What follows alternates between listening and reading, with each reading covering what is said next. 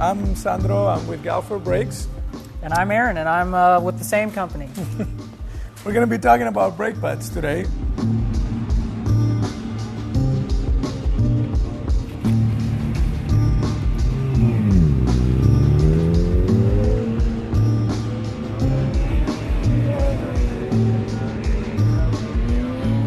All Galfer brake pads are manufactured in Europe.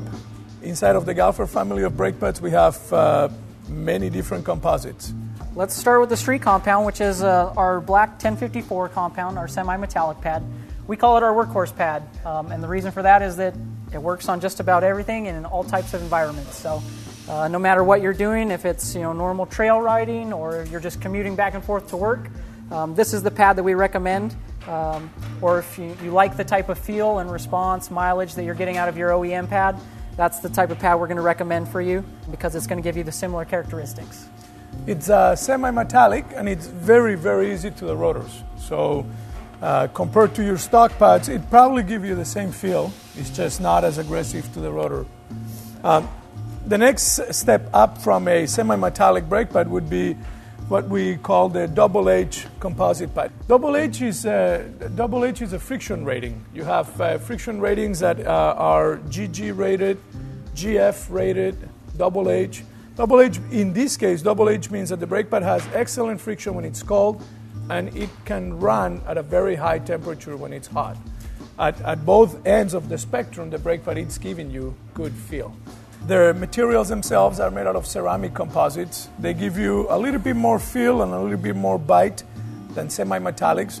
And they take you one step further if you were, for example, to be doing arena cross racing or track days at the track. That would be the Galfer 1370 and 1375 compound. If you were to be doing more racing than street riding, inside of that same family of double H composites, you would be running the Galfer 1375 compounds, which are easily identifiable with the ceramic coating on the backing plate. The ceramic coating, it's put in there so that we will have some sort of say on how much heat it's transferred from the caliper to the brake fluid itself. Ultimately, we have one other compound. And that would be our 1003 compound. That's our race-only compound. The reason that we classify that as race-only is because it's a full carbon pad, which means it needs a little bit of heat in it built up for you to get to the friction rating where you're actually you're gonna feel them grabbing. So for a guy who's riding on the street, it's going to be a little sketchy for him because he's not going to be getting the pad to the temperature that it needs to be in order for it to operate properly. So that's the pad we recommend for our race guys, our AMA guys, who like to really get on the brakes coming in the corners. At the AMA paddock, for example, we'll have always these two choices. You'll have a guy who wants a brake that it's like a light switch, and that will be the 1300 compound that Aaron was talking about. Or you'll have the guy who wants a brake pad that they can get on it hard, and necessarily the brake pad, it's not going to slam the door on them, and that would be the 1003 compound carbon-based. Obviously, that's, again, for racing. And then for street, like we said, semi-metallic for everyday or full metallic, ceramic-based for the ones going a bit quicker and a little bit harder on their brakes. Just like the 1370 is a compound for street, we also have the 1396, which is a compound for off-road. Always advanced ceramic composite materials, double H friction. And you'll have the 1397, which is a specific advanced ceramic brake pad for ATV applications. Why so many specifics? Well, a sport bike, it's not going to have the same brake needs as an ATV. An ATV, it's going to be running through mud and running through water, so it's going to wear out brake pads a lot faster. So we need to put a little bit more hardening materials that they're going to make that brake pad last a bit longer. And finally, the 1300 compound. The 1300 compound is, again, it's one of our double H ceramic-based compounds, but it is considered one of our race compounds because it has the high friction level, much like the 1003. Best thing about that is that it doesn't need the heat buildup that the 1003 does. So it's a brake pad that's going to be maybe a little less progressive. So, once you get on it, you're getting on it. There's no waiting for it. It comes on right off the bat. So the 1300 compound is one of our race compounds, but it's a lot of bite right off the bat.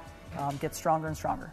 Just like the other composites, all of these other brake pad backing plates are all stamped, for example, on the race pads. This brake pad, the backing plate itself also gets a lot of work. The backing plate is laser cut and double disc ground, sort of like the same process we use on our rotors. We want to make sure that when a race team puts this on their bike, this is a perfectly flat pad. Obviously, the other ones are very well finished as well, but if a regular set of brake pads may take us, let's say, 10 minutes to be made, a set of 1003 pads may take 30 minutes. The amount of time invested on that brake pad, it's much, much longer. You'll also see that the thickness on the backing plate is slightly thicker. When they're being manufactured, the backing plate is on one side and the compound is on the other side. When you're talking at semi-metallic brake pads, such as this one, semi-metallic brake pads go through what we would call an oven process. So the backing plate and the material come along together, and the material is bonded onto the backing plate with resins. The resins are then pressed against the backing plate, and together they go into an oven process. They cook, and that's the end of the story for semi-metallics. On full metallics, the brake pad itself, pretty much about the same story. The brake pad itself, backing plate comes along, the material is bonded on top of it. That's done under pressure and under high heat, and that's how these two bond together. Every composite bonds to the backing plate differently. Now, what do we recommend when someone is changing their pads? We recommend they should change their fluid? Well, you could flash your brake fluid if need be. Every 6 months to 12 months, you should be flashing your brake fluid. You should be getting some very thin sandpaper and cleaning the rotors a little bit. 600 grit always helps.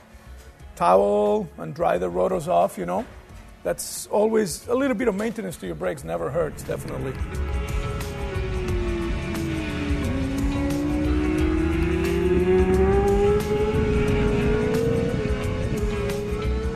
For break-in period, we recommend 100 miles of riding. That's not just going out on the freeway, putting 100 miles on the bike. What we mean by that is, take it easy for the first 100 miles, meaning going through normal city driving traffic. Just don't get on the brakes, and just gun it, holding the brakes still. You don't want to do that. You want to break them in easily. So what does that mean? 10, 15 miles per hour, coming to gradual stops. Just don't do any aggressive braking for the first 100 miles. Now, if you were to do any aggressive braking, it's not that you're going to damage the brake pads, but you will not get the same life and the same performance out of your brake system. So if you're on the street, just easy on the brakes for the first 100 miles. If you're on the track, your first 5, 6, 10 laps even, kind of like when you have brand new tires. You're not going to go out and just hammer it. Same story goes for that. And you can find these brake pads throughout almost any store in the country. Cycle gear stores have them in stock all the time. Almost anywhere you go.